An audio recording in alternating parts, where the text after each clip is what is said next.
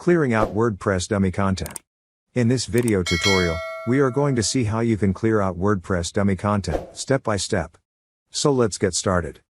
So here we are on WordPress dashboard, and here we have one post, one comment, and one page.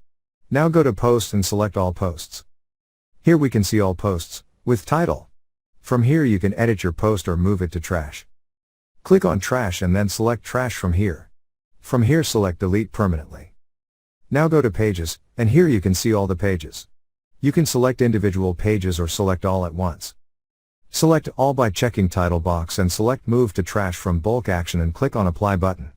Now select Trash and again select All and Delete permanently from Bulk Actions, and click on Empty Trash button. Now go to Comments, and here we can see that it's already empty.